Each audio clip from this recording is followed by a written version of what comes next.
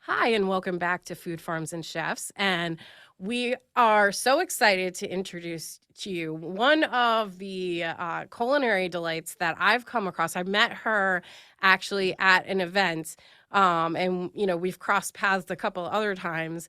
So I'm very excited to actually have you on. But Veronica Fitzgerald, who owns V-Empanada, welcome to Food Farms and Chefs.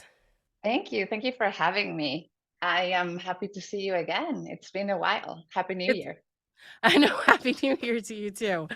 It's a little belated after that one too as well. But yeah, I mean, I'm sure we're gonna cross paths again. I'm definitely gonna visit your shop in Um, I'm yeah, looking forward to it. of course.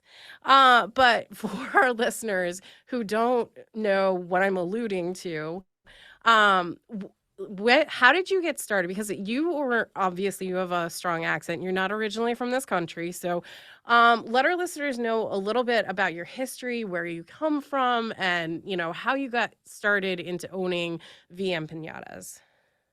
Sure. Well, I came to the States when I was 15. My mom had been flying back and forth to Miami and New York because she had lived here before. And in the 90s, she decided that we needed to move here because they had opened an opportunity for her to get a working visa. So we came here. I went to high school and college, then got engaged, moved to North Carolina. And while I was living in North Carolina, I was meeting people, creating community, and figured I needed to do something to show those that I was meeting as new friends something more authentic of myself. I really was never the person or child that loved to be in the kitchen, but I taught myself how to make empanadas because I always saw my grandmother making them when I was young. And that led to people loving them, wanting them more. Then I moved here to PA and hosted an event for people to come to my home after living here for about a year. Everybody in this area had been so kind, so generous to welcoming all of us, and introduced them to my empanadas, and they started asking for more. And slowly but surely, the opportunity came about to have a space at the farmers market in Wayne. Yeah, and okay, so time-wise, like, so when did you actually open up the or begin the VN Empanadas as a brand? Like what Um, year about? That started in 2009 when my second child was born. Oh, wow. Yeah. And that was back in North Carolina. I have a friend who's a graphic designer, and he lived there at the time. He now lives in Brooklyn, New York. So we were playing around with graphics and names. My husband helped create the logo. And we created a little flyer for me to just pass around the town. And then, yeah, it had always been V-Empanadas because everybody knows me by V. Yep, yep. And not Veronica, but I met you as Veronica, like full Yeah. name. And I was excited to try your empanadas when I had met you. Where was that? At Amada. Yep. Um, Hmm. and And of a fellow Ecuadorian chef, yeah, which Jose is Garces. exciting. Yeah. Yeah. Hmm. Um, and so when I met you and we exchanged information or whatnot, I had no idea like how soon thereafter I was going to come across you. But I was excited because here I am shopping around in the Lancaster County Farmers Market, and you're there. I actually thought you guys came to see me, but you were We just did. walking around and stumbled upon the Well, empanada. I think the track was you weren't there the first time that I went, and so I stumbled across, but then the second time I went was intentionally to, like, see you. Oh, got it, got it. Yeah. Lucky me. Yeah, and lucky me. Mm. Now not every empanada is made the same because I have, other Latin friends um, who are from different, Latin countries, and everybody has their own take on it, their own family history on making it. So, obviously, you grew up, as you had said, watching your grandmother make them. Now, is that where the recipe that you utilize, or have you tweaked it since then? When I grew up, my grandmother used to make mostly cheese empanadas. And if we would go out for dinner or be out in town, there's always a place where you can find empanadas, at least in Ecuador for sure. And every time I travel to Latin countries, I'm always looking for a place to get empanadas. But no, it was mostly cheese, what she used to make. And she used to just whip them out for coffee or tea or breakfast. There wasn't really a secret that, she had. It was just the what it made me feel like because she would make them and she would make this coffee. We were young, um, and we always drank coffee. She used to put a lot of sugar in it. So it was this dark coffee, really sweet, and a cheese empanada with granulated sugar on it. Okay. And that's a childhood memory for me. I mean, so that's probably bringing up a lot of like positive feelings and whatnot. Ex Yeah. and eating is associated with feelings because you share your love, through cooking, through what you create, so I'm sure Connection. yeah. So it matters. In, like, different cultures, you know, the food that's presented, like, America, like, the way that we sit and eat, a lot of times now, it's just grab and go. We're constantly on Always the go. rushing, right? Yeah, always rushing, but I feel like in foreign countries they take time to sit down to eat as a family to enjoy one another's company. That's still Yeah, absolutely. And I mean, things in like in Ecuador, I was just there last year. Um, Things are changing and everybody has their schedules, but for the most part, those times to gather, to be in family or with friends or in community, they are special. And most families get together for lunch. So lunch is the big meal. And then in the afternoon, we don't have, or at least my family and most of those around me, don't have a heavy dinner. They have an empanada with a cup of coffee or tea and other little bites. Yeah. yeah. And I mean, I have to say, I love your empanadas. I think they speak for themselves. I feel like yes, you add flavor, like seasons and stuff to it, but I don't feel like you do heavy seasoning. I feel like you let the meat and whatnot speak for itself. And yeah, and that's what we try. I mean, right now at the farmers market, we have 11 different offerings. That alone is an undertaking because making them every week and they are made by hand. I actually have a little tool that helps us at least seal them faster because before we used to just use the fork Mm, and seal them one by one. If anything, in Ecuador, there's a word for it, which if I say it, you're not gonna understand, but it's called respulgado. So okay. it's taking the dough, putting whatever you're putting inside, and really folding it with your thumb and squeezing it. And it looks really pretty. I'm sure there's a term for that in English. Um, but yeah, it's cooking the meat, making sure that we have all the offerings when it comes to meat ready, and then picking the right seasonings and combinations for it. So the meat always will stand on its own as flavor. Yeah. And it is delicious. It's very, very delicious.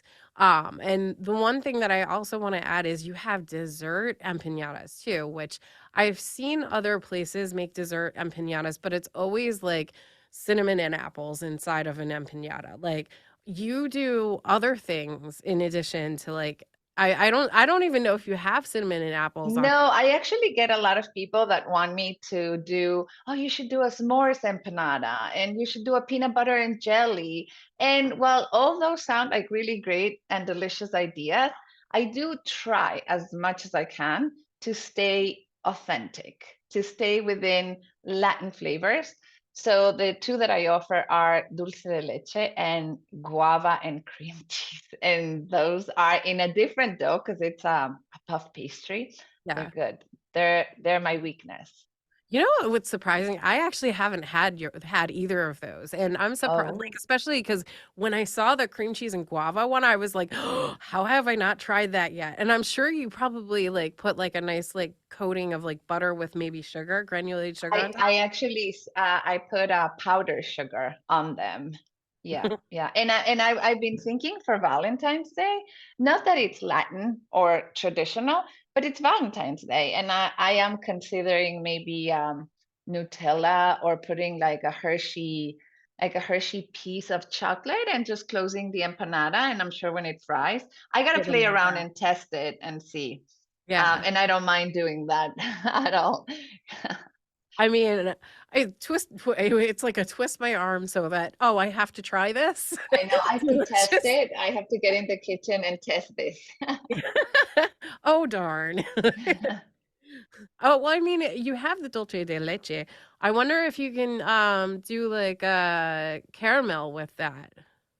Well, dulce de leche is caramel for us. Oh, So a right, lot of yeah, people sorry. can make their own caramel, and I don't. I actually get one that is from Argentina, and I use that one because dulce de leche is very, very big in Argentina. Yeah. I don't know why I blanked out on that, but Mhm. yes. Yeah. The thing is I knew that before I said it, and then I was like, "Wait a minute, I'm wrong." And then you were Because like, you "It really, is I think caramel." that's because you really want one. So I do. you have to put it on your list. I do. I do have to add it to my list, and I need to add, some more of your guac. And I know that you when I first tried it, it was, I think, the first time that you were, like, offering it up or whatever, and one of your family members said that they didn't like it. I loved it. Oh yeah, my son is my Gordon Ramsay here. He's the one that gives me all the feedback as he sees it, and I appreciate it because he's a foodie and he loves the kitchen. He's the one that's always coming up with ideas. I can't take credit for any of it because I really am not like that. Yeah. But somewhere there, he's picked up on it on his own, and yeah, And he now likes it a little bit more because I think it's grown on him. Gotcha. Because I'm like, honestly, I love the way that you balanced everything, like, and it was so fresh. I'm not quite sure why he didn't like it. And I'm tweaking it too because I played around with it for about a month, maybe a little bit over a month, and now I realize that as much as I want to tell my customers that that oxidation that happens at the top of you know the guacamole, you just have to mix around. I am going to make it my purpose to make sure that it is even more fresh than that because the idea of seeing that, even for me, it's like my presentation. I want it to be better, but I love it. It's a good guacamole. It is a very good guacamole, and I agree. I love it too. It was like, because okay, so my mother, when I was growing up, my mother used to make, a cilantro, like, salad in essence, so and I feel like she overkilled it too much, so I'm super sensitive to cilantro, but, like, Mm, while I'm eating your guac, I was like, I obviously, like, you're including that, and yes. but it was balanced well enough where it wasn't, like, overpowering, and it didn't, like, none of the ingredients overpowered any of the others, and, of course, the avocado, being the key ingredient was, like, just, "Arr," I wanted more and more of it. Um, That's good to hear. yeah, but I don't wanna just, hyper focus on that, I wanna also, mention the fact that you have other dips, other sauces, and whatnot to try out as well. Yeah, we have. Let's see, we have 4 different sauces that we offer. Salsa verde, a spicy sauce that was the first one I started with. That I took different recipes and tried in different restaurants and came up with my own. That's a big seller. And my hopes in the future, as I manifest things to happen, would be to bottle it and maybe mass produce it someday. And then there's a cilantro and lime, which I know you love, I really do. and a sour cream sofrito, which I is also also love. Yeah. Yeah, yeah. But I'm actually thinking for the Super Bowl coming up. I've been wanting to do it, but I haven't, pushed the accelerator on that for many different reasons. But a regular salsa, like a red salsa for chips, or even to dip an empanada in. Yeah. I have to again play with it because it's a Mexican recipe. I don't. I got to start from scratch and see what I can come up with. Because once I put it out in the market, it's a commitment. Yeah. You want your customers to be able to come back and know that it's there and not be disappointed when they show up and say, "Well, where is it?" and Yeah. not have it. It's the consistency, and when people like something, they really like it. Right? Right? Yeah. Now, in the last couple of minutes that we have with you, I wanna make sure that we mention, because I believe you also offer catering too. Yeah, that's a part of my business that I am trying to grow. We cater to private homes, we go to offices. We've done a bunch of it. And we've even driven to Philly to cater our empanadas, which it's a challenge, but we do it, especially since you want to keep them warm and crispy and um, all that. But yeah, catering is a big part of what I would want to see ourselves doing more. Yeah. Well, here's hoping that you expand upon that and are able to also offer catering. But in the meantime, for our listeners who want to kind of dig into a handheld, because it's very easy. Like it's still big. Like it will fill you up, but your empanadas and your guac and your different sauces and salsa, sofrito. Y- How where can they find you? Oh, at the Lancaster Farmers Market in Wayne. Um, that's it. I don't know No, the no, address it's off the top fine. of my Our, head. and then the I one should actually. yeah, no, it's all right. And then one last question, which is, can people pre-order empanadas? They can. We have social media presence that it's always being looked at. So either Facebook, Instagram, and through my website. It's www.v-empanadas.com. We have a regular menu and a catering menu there for our customers to take a look at, and those who aren't to get familiar with. All right. Well, Yeah. Veronica, thank you so much for joining us on Food Farms and Chefs. I look forward to the next time that I get to come across you and try those guava empanadas.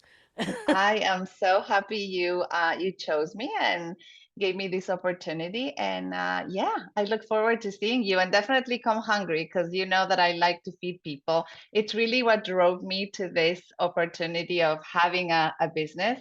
I like to take care of people, and I'm here for whoever wants to feel cared. Aw, thank you so much. All right. Thank you for having me. No problem. And we will be right back after this short break. Don't say that. Hi, and welcome back to Food Farms and Chefs.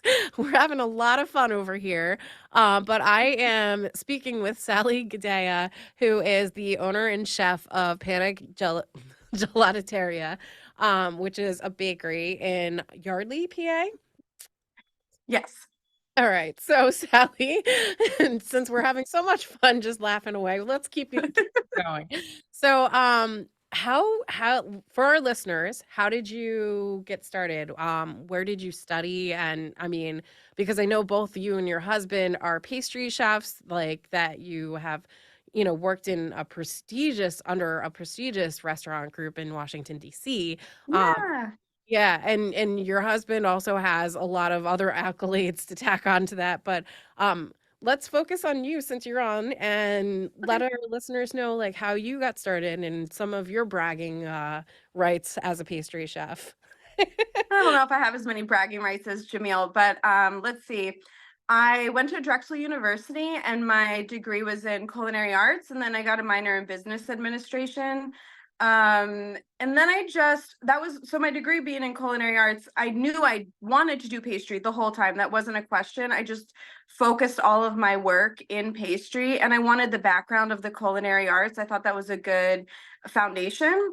And then I was in Vail for a little while. I worked at an Austrian resort called Sonnenalp, and or maybe they were German. And anyway, I worked for an Austrian pastry chef. And then I came back. I spent a little time not cooking on Martha's Vineyard. That's just a wash. And then I went to DC, and I was working for the Clyde's Restaurant Group for the Hamilton. And that was an amazing experience. Pre-COVID, at least, they were doing like 25 million in revenue. And so it was just like, it's hard to even fathom looking back now what a huge place that was. And I remember the first week I was there, I said to Jamil, I don't know what I got myself into. Like, I mean, it's hard to find anything to prepare you for that. But then the thing was, by the time I left 7 years later, I felt like there wasn't a challenge anymore. So that's when I knew it was time to go. But, I worked my way through that, and then moved back to Bucks County, where I'm from. I'm from Washington Crossing.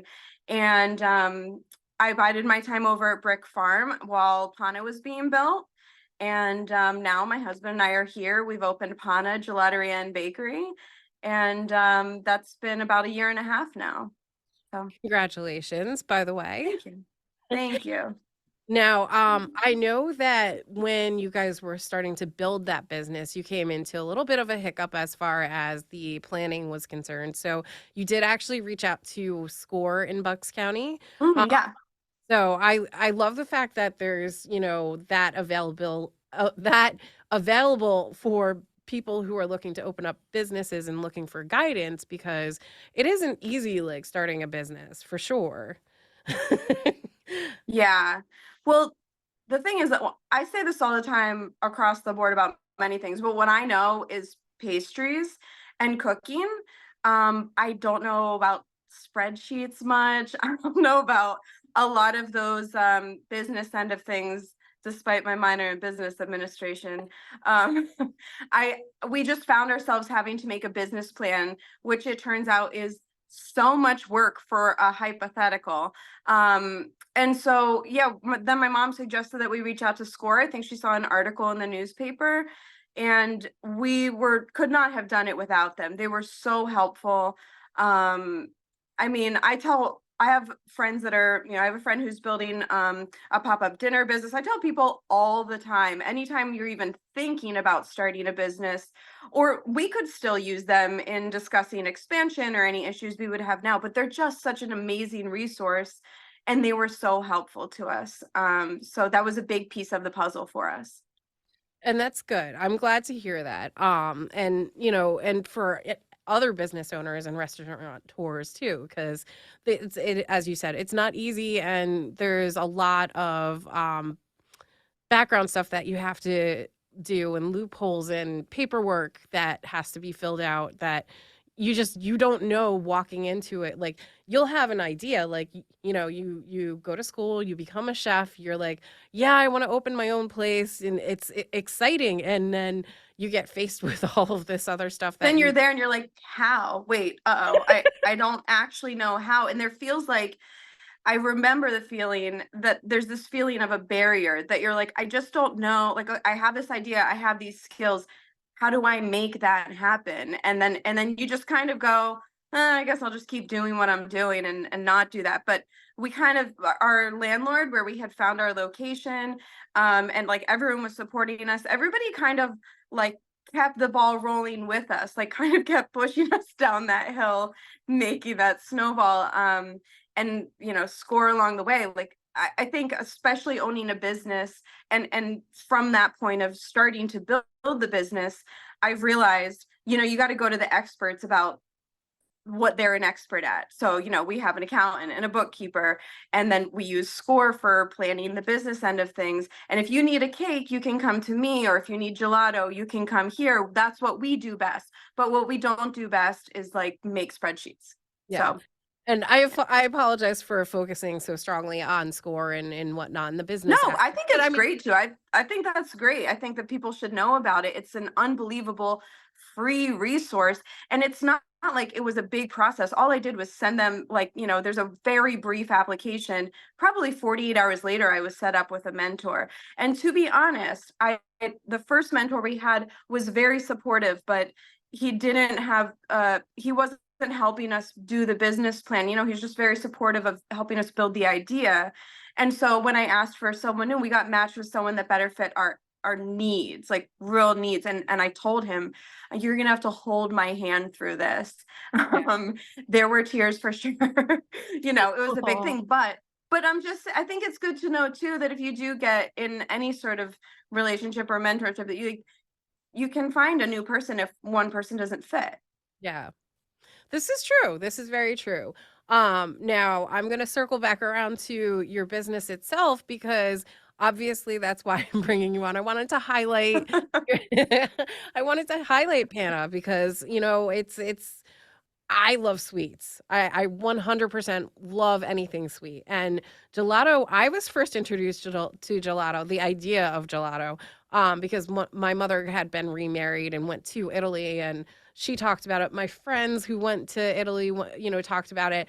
And I've been to like Spain and France, and I was supposed to go to Africa. So I've been introduced to like different things, but not gelato. And so I went to Las Vegas to the Bellagio, I think is what it was, and The it's the gelato capital.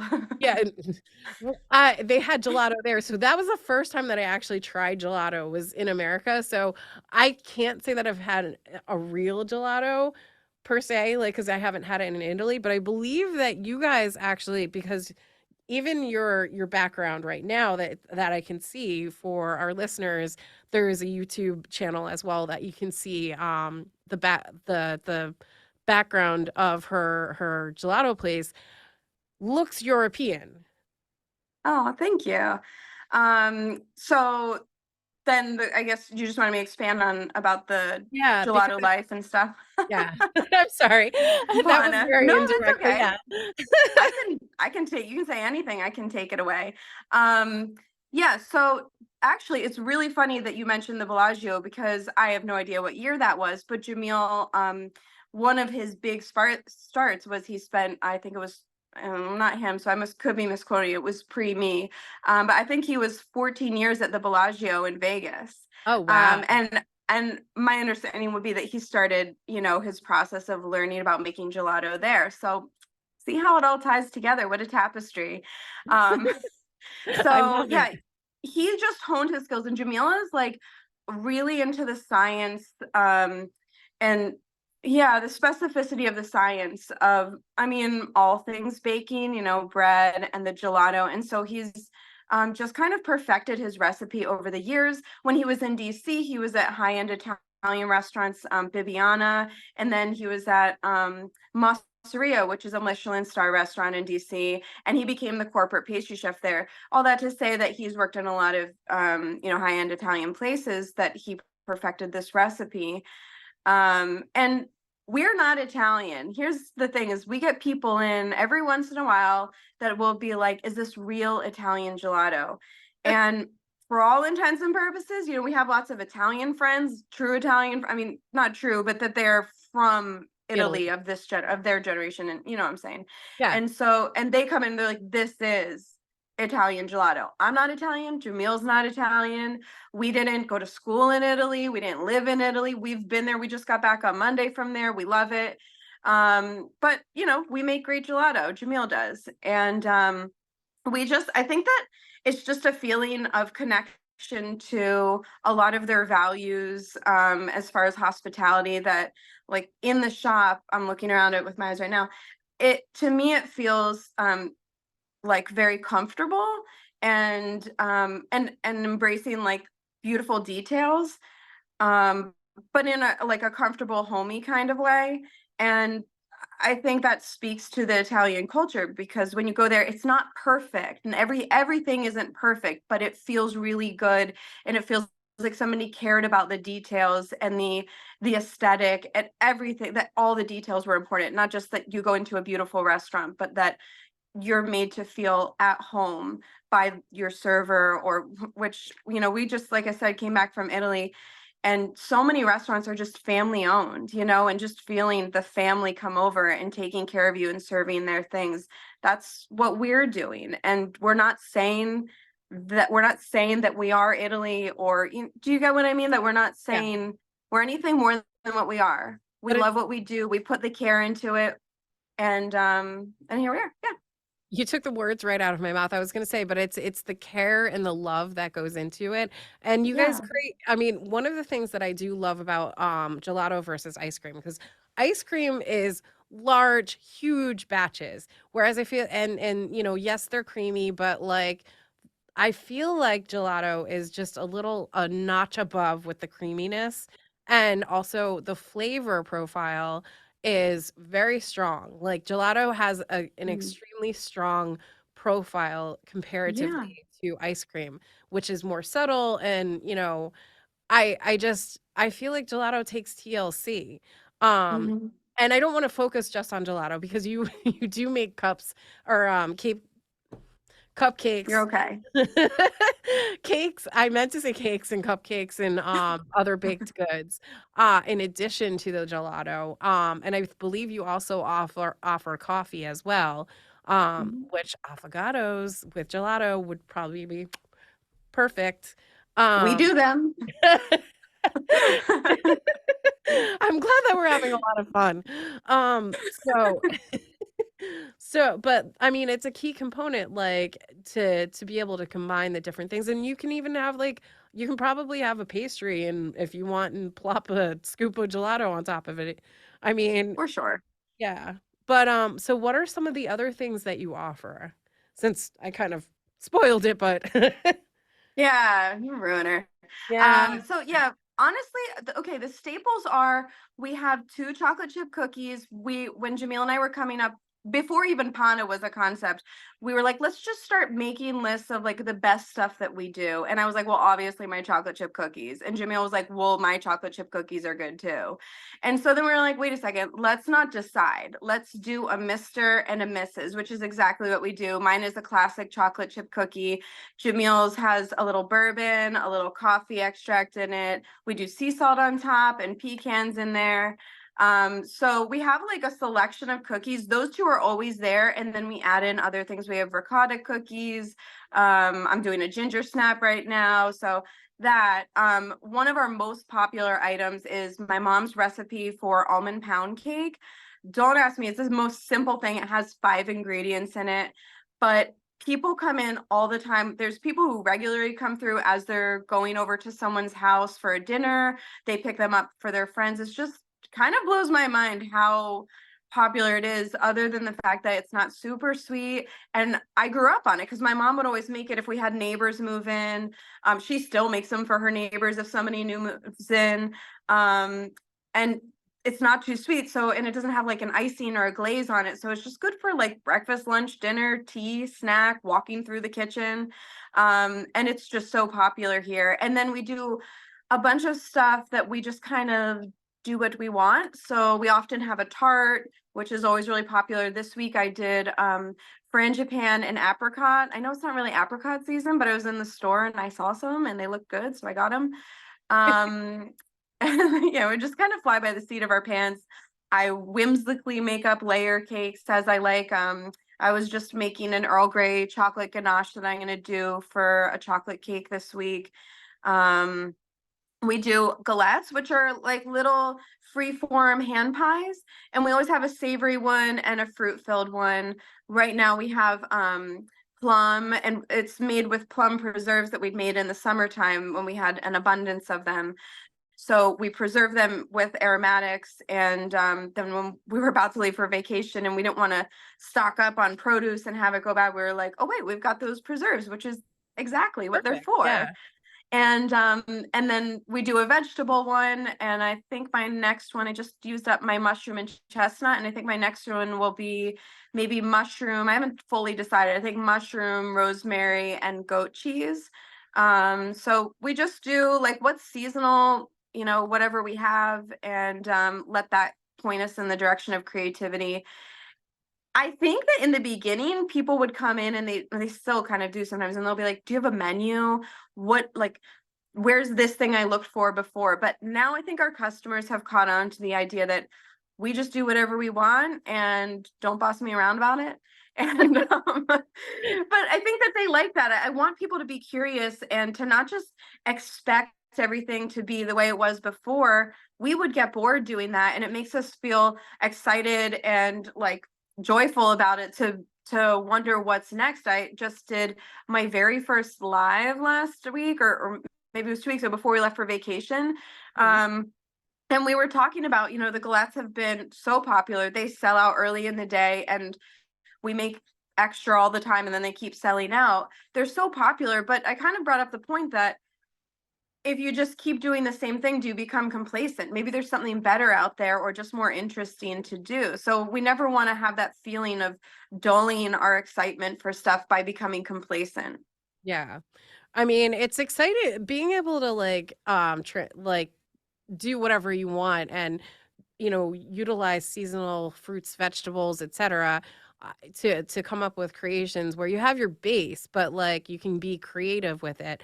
That is exciting, and also it lets people it introduce. I shouldn't say it lets people. It introduce people who may not have thought, "Hey, let's get a galette that's made with rosemary, feta, and mushrooms." Which you said that and it triggered me, and I was like, "Ooh, I really want that." Yay! um, let's try that, and and it expands our minds and expands our palates, expands our concepts of what we can do at home too.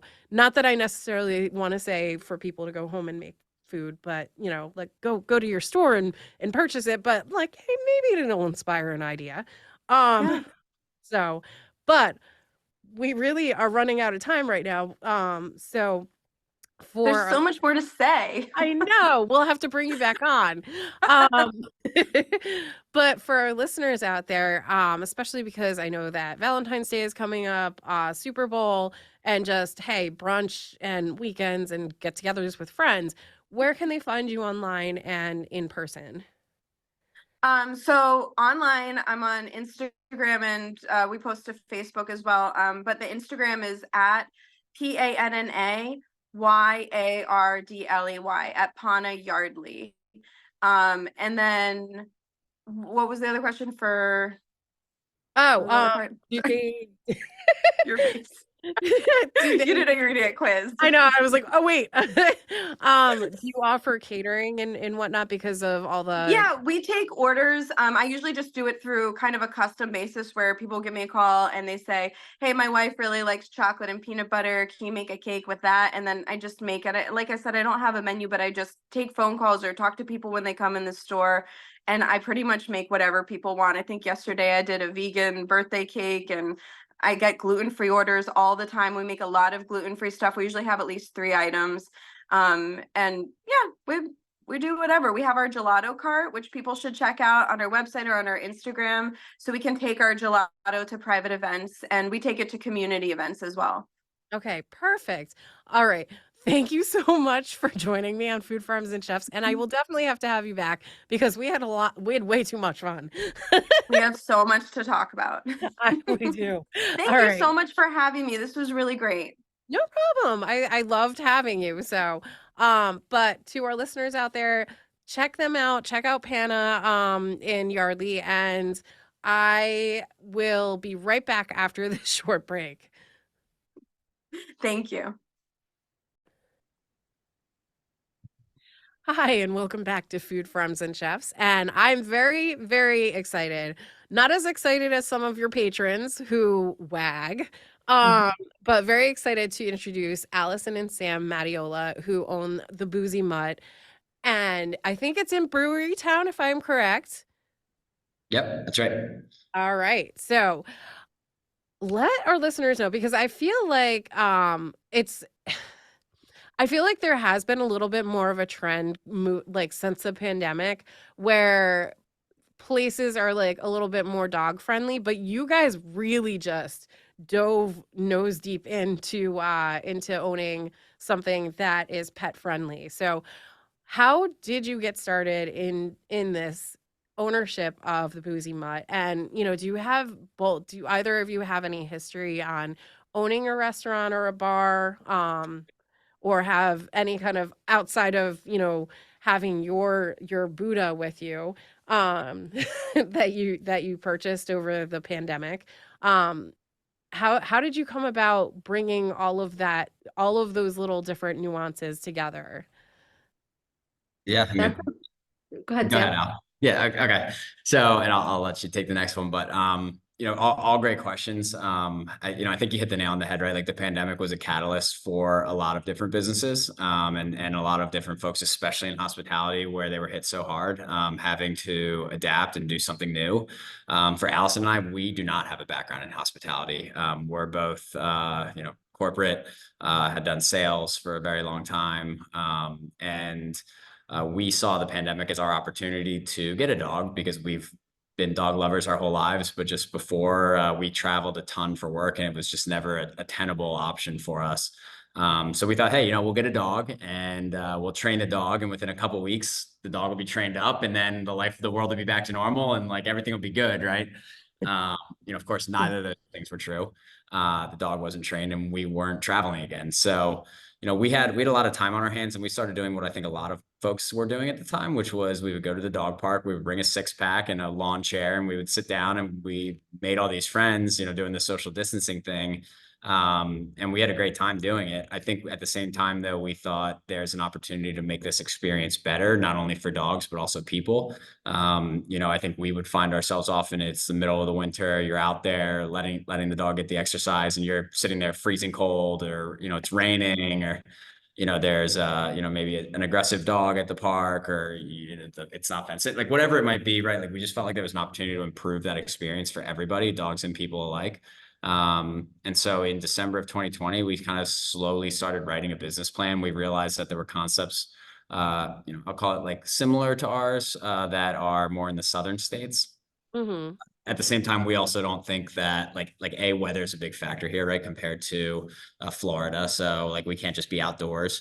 And B, food really matters. A lot of the other concepts like us are just kind of like bar, and dogs, whereas we are bar restaurant that is super friendly to dogs. So we wanted to make sure like we hit that side, knowing how important food is in this city. So one thing led to the next, and here we are. Like I said, we do not have a background in this. We did hire a general manager to oversee the full day-to-day operations. His name's Travis. He's been amazing for us. We have a chef. His name's Alex. He's done a phenomenal job with the menu. Couldn't be prouder of it. And we're just excited to be a part of the community here in Fairmount Brewery Town. And okay, so you mentioned the fact that you have a GM and a chef, because obviously food and drinks bring people together, but the fact that you also have, a space for your canine friends, or your fur babies, as I love calling them, you also have a menu geared towards them that's also human food related too. Like, so, because a lot of people, will give treats to their dogs or whatever, but you have to know what exactly, like, scraps of food that you can actually give your dog that's safe. You have a menu that's catering to their dietary needs, that you can also, as your parent, your fur parent, uh um indulge in as well. So I have to applaud you, because that is something that I do not see on pet friendly at venues. Thank you. And I do want to say, like, actually, that was almost part of our interview process when we were looking for our chef of um not necessarily their familiarity, because we do believe in like learning and growing and teaching, but just their willingness to get creative and try something different. And I think that's one of the things that stood out for us about Alex and Travis himself. Like he's a huge dog lover and supporter of animal shelters in the area. So like it just was important that all of our values also aligned. And I think that shows through in not only our menu, but the way we approach almost everything we're trying to do. Yeah. And so I almost am like confused as to like how to even tackle everything, because there are so many different aspects to the business that you own, to the Boozy Mutt.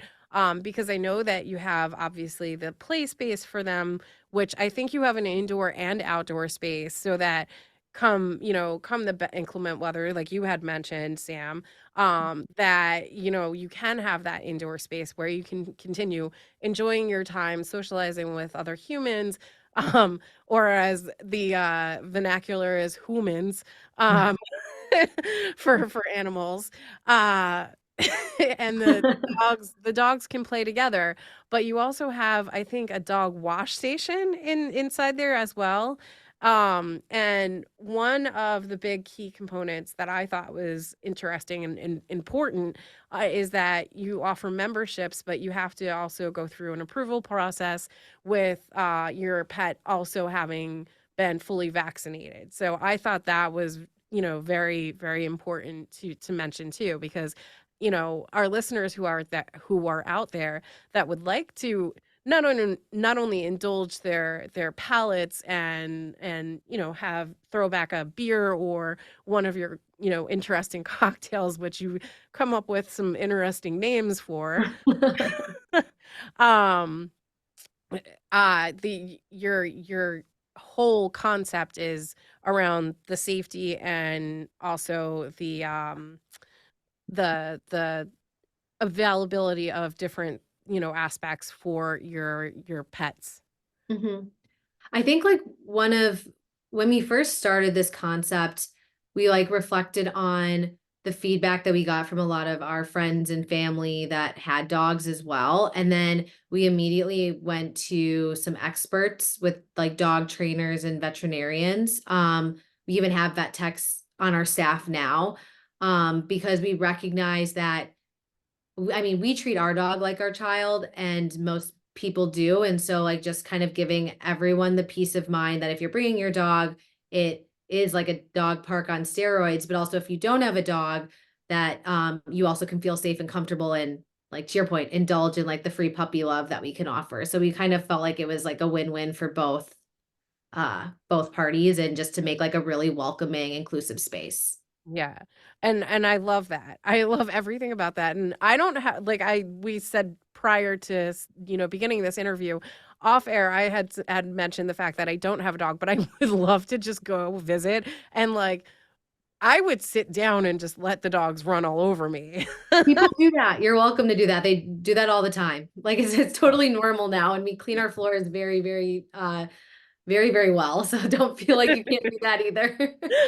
I mean, that's key as well, because obviously if it's an indoor space, you can't exactly tell an animal that has to go to the bathroom really bad not to.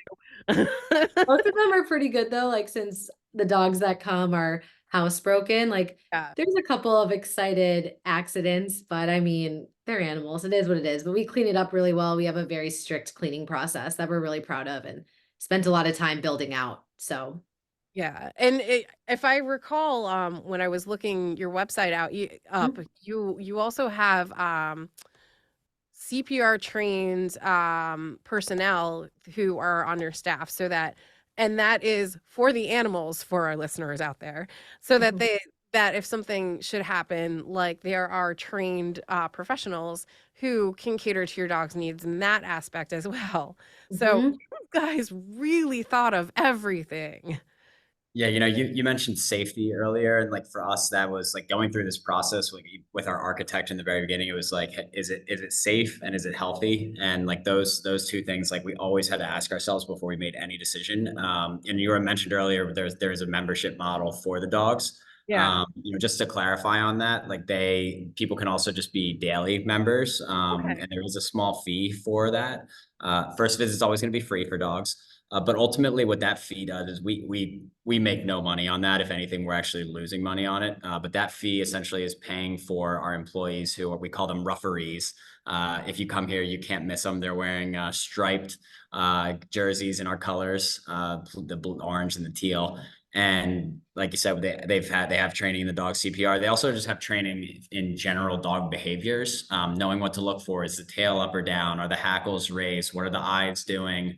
Yeah. What is the head low? Is it high? Like all these different things that ultimately do tell you about what the dog's about to potentially do. And so now they've gotten so good at allowing the dogs to play, but also knowing like when's enough, like when to give it a breast, give it a Yeah. ring. And that, So they're doing amazing. yeah. Now, I don't want to hyper focus on just the animals, but Mhm.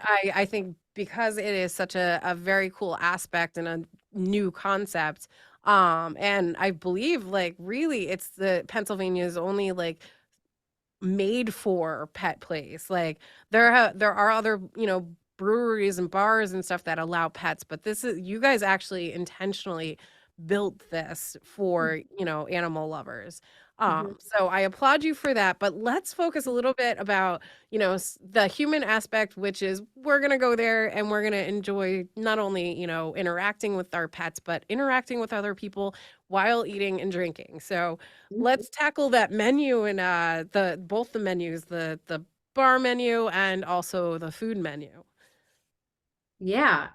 So when we started this process, and Sam, keep me honest here, like our number one thing about the menu for both the food and drinks is we want people to eat it and not feel bad about themselves. Like, like when you go and have like a really like greasy burger and it tastes so good, and then you get home and you're like, oh my God, I just ate like this huge burger and like I can't eat that again for like another month because it just like kind of made you feel like sleepy or whatnot. Like our goal was we wanted to have a very approachable menu that encouraged sharing, but also if you ate it once or twice a week, you would still feel great and like crave it and want it again. And so we shared with Alex, our chef, like here's and Travis, since he built out our entire drink menu as well. Like, hey, here are some of our favorites. Here's even some restaurants in the city or like in other cities that we really enjoyed. They did research and we essentially tried to kind of put like healthy flair with some guilty pleasures into the menu. And so that's kind of like been our goal as we're continuing to iterate it since we just opened about a month ago. Yeah, and I saw some of them at like I honestly I've been hankering for like and maybe it's because we've been so much, inundated with the cold season at this point Mhm. that I'm like, I'm really looking forward to the spring. So I was like looking at your menu and I was like, I really want the salads that are on there. Yes. I'm a big salad girl. So I was a big push. I'm like, we need to have at least three that like have multiple proteins and things like that. Yeah, and if I recall, you have brunch items, one of which I think is a build your own omelet or whatever, and I like that too because I'm bougie, so the last so the last time that I got an omelet, I built it, but it was like stacked like that big. That's awesome. Because it was like, I want this and this and this. And so I like the fact that you have a build your own omelet. I mean, The Thank classic you. $50 omelet. yeah, yeah, I'm terrible. I'm so bad. But I like that you have the brunch items as well, and you have lunch and dinner, obviously. So what are some of the fan favorites that of customers who or clients, I should say, who are, constantly there or One consistent? thing, Sam, I would love for you to answer this because I know you're like there right now and would love to hear like what people are even choosing a lot of this week. But we also have a huge vegan and gluten-free option. So I'm actually gluten-free myself. So like that was really important to me. Almost every single thing on our menu has a vegan like alternative or can be made gluten-free. And so people have come in and said like this is one of the best selections for gluten-free options because you can actually feel like you can eat what the rest of the table's eating and not just like have three things to pick from. And so that's also something that kind of sets us apart. I like that. And I like that you mentioned that because we do get people who ask about that. So thank you. Yeah, I Yeah. think So Sam, Allison and I have felt the pain of going out to dinner, right? And I'm a human dumpster, so like I will eat just about everything and anything, and probably not the healthiest eater most of the time. So it's hard for the two of us to like go out and find a restaurant that can cater to both of our like dietary needs. So it is something that we wanted to have a big focus on. Yeah. Oh, I have an outside the box question because that like with all the holidays that have passed already, one of the biggest ones for couples and whatnot is coming up It's in February. We all know it. Um, but since there is such a love for your furry friends, are you guys going to host anything special for like Valentine's Day or Galentine's Day or some sort of themed for pet related Valentine celebration? Sam, do you want to take that one? So we are right now. It's kind of tough, like for the events, like in the immediate future, just so with having just opened, like we are still just like figuring ourselves out here and like figuring out what works and making sure staff's all trained. Which our staff's been amazing, by the way. I would encourage everybody to just come in just for the experience. I can't tell you how many compliments I get on every single one of our staff members. Like hospitality is alive and well at the Boozy Mutt. But from a event perspective for Valentine's Day this year, we are going to do an event. I think, Allison, it's on the 13th or 12th. The 12th. Mhm. So we're gonna have pet friendly dog bakery in here. And we're gonna be doing a decorate your dog's cookie treats event with them. So that'll be fun. I don't think we're doing anything exactly right on Valentine's Day, but we are starting to talk to Pitch a Friend Philly. I'm not sure if you've heard of them, but they do actually, it's very fun. I did it about a year ago with them at Punch Buggy Brewing out in Old Kensington, where you essentially like build a presentation and pitch your single friend at like a bar on why someone should date your single friend. And it was so much fun. So we're working with them now to try to get a date on the calendar for like mid-March for that. And then we would also love to do like speed dating events here, anything else like that. Cause I think, one thing like we get a lot of compliments on here is the whole feel here is very like community based. All of our tables are community style, family style seating. So we'll get like multiple groups all end up sitting together. And it is like, as an adult, it's very hard to make friends, right? But like here, it is the opposite. It is so easy to make friends here. Like you have the dogs as like that natural icebreaker. So we would love to like extend that beyond friends and try to like get into like the dating scene a little bit. And help people find their person. All right. Well, unfortunately, we ran out of time, so we can find our person the next time that we visit you guys. But for our listeners out there, where can they find you online and in person? So Yeah, we're active on Instagram. Our handle's at the Boozy Mutt. We also have a Facebook page, but we put all like live updates on there. We also have a mailing list, which you can sign up for on our website, which is www.theboozymutt.com. And all of our membership guidelines and things are online as well. All right. Well, thank you so much to both of you for joining us on Food Farms and Chefs. And I look forward to visiting you guys and just laying down and getting puppy kisses. Thank you. Thank Thanks you for so much having for us. listening to us. We really appreciate it. No problem. And be sure to tune in every single week as we have a brand new episode of Food Farms and Chefs for you.